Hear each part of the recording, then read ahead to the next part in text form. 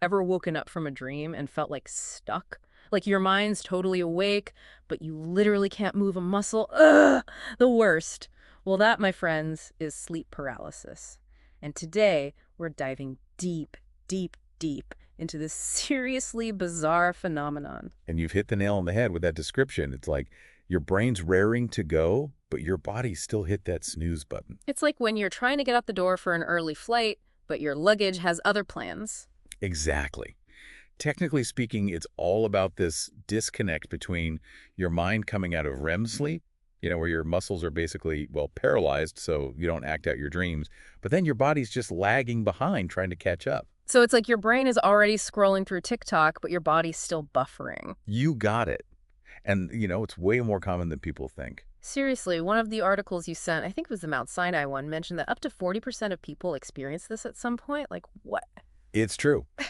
You're definitely not alone if you've gone through it. Crazy. Although, it did say it tends to peak in our 20s and 30s, prime time for stress, late nights, and maybe one too many cups of coffee. Not that I'm speaking from experience or anything. Well, you've just touched upon some of the major triggers. Stress is a big one. Irregular sleep schedules, too.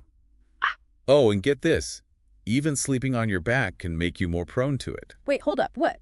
Sleeping on my back? Seriously? It sounds strange, but there's a connection. Remember how we talked about the amygdala, that part of your brain that's basically in charge of fear and the whole fight or flight response? Oh, yeah, the one that makes you jump out of your skin when you think you see a spider in the shower? That's the one. So it's super active during REM sleep anyway. And guess what? Lying on your back seems to crank up its activity even more. So let me get this straight. My brain's already primed for a horror movie marathon while I'm sleeping, and lying on my back is like adding surround sound and special effects. You can say that? No wonder those shadowy figures seem to love a good back sleeper.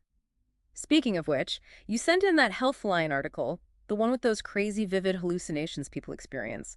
Faceless figures, creepy hags, aliens, the whole shebang. I mean, is my brain just tapping into some prehistoric fear database or something?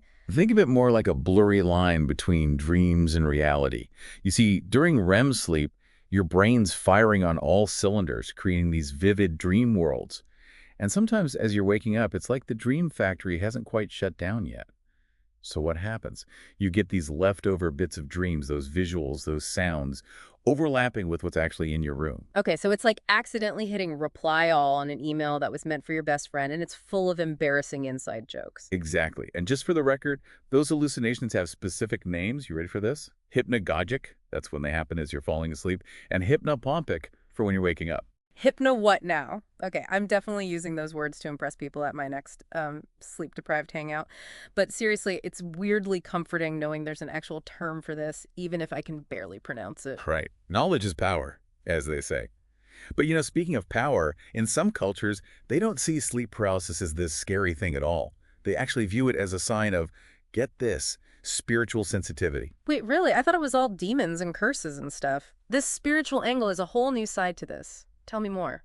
Well, in some traditions, especially those that put a lot of emphasis on the meaning of dreams, they see these episodes as a chance to connect with like a whole different level of consciousness, like your mind's getting a sneak peek behind the curtain of reality. Whoa, that's a completely different way of looking at it. So instead of freaking out, some cultures are like, cool, I've got superpowers now. Kind of. But, it's super important to remember that while those hallucinations can be, let's face it, downright creepy, for the most part, isolated sleep paralysis isn't actually harmful. However, Hey, hold on. There's always a however, isn't there? well, when these episodes happen frequently, Yeah. like they become a regular thing, it could be a sign of something else going on, maybe an underlying health condition. Okay, now we're talking. So we've gone from demons to superpowers to potential health warnings all in, what, like 5 minutes? This deep dive is wild. Hold on tight, because next up, we're going to unpack those potential medical connections and, more importantly, what we can actually do to minimize those nighttime scares. So you're saying these sleep paralysis episodes could actually be a sign of something like bigger going on. Okay, that's kind of freaky, but I mean, maybe also a good thing if it helps someone get the right help, So what kind of medical conditions are we actually talking about here? You're spot on. It's all about noticing patterns and really paying attention to what our bodies are trying to tell us. Actually, the articles you shared mentioned a whole bunch of conditions that could be linked.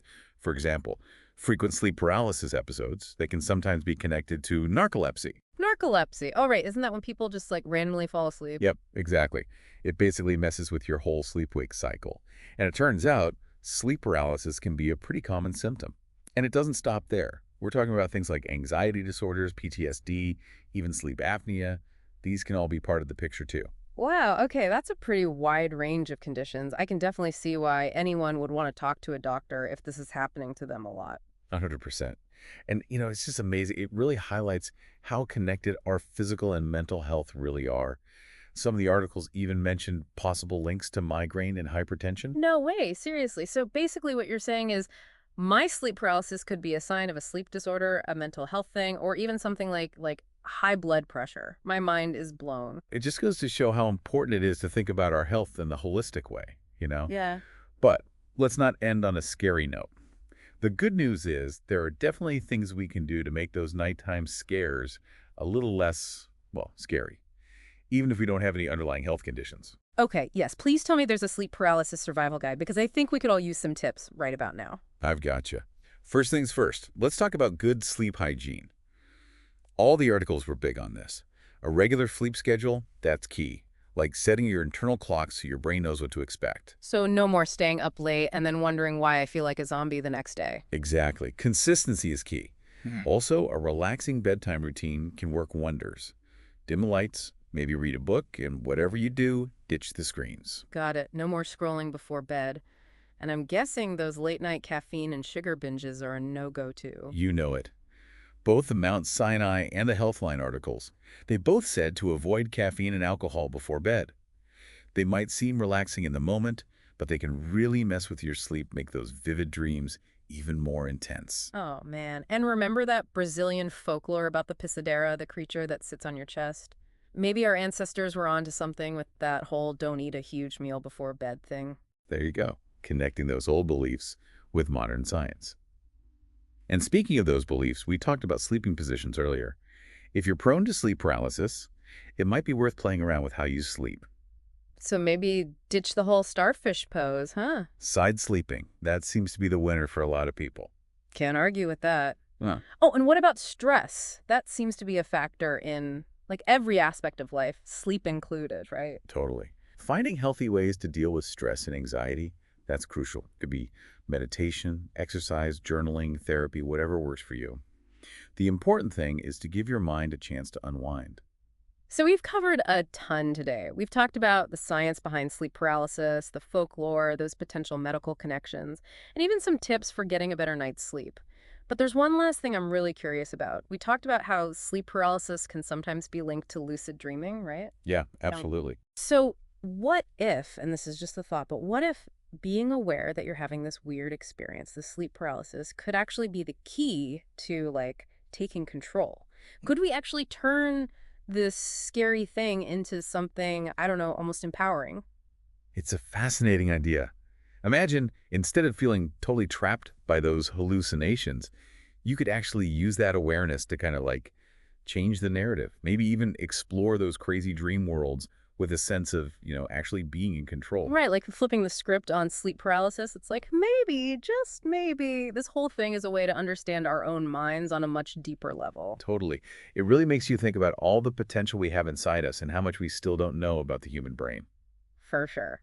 So to everyone listening out there who's ever experienced sleep paralysis, maybe this can be a jumping off point for you to, like, explore this whole thing yourself.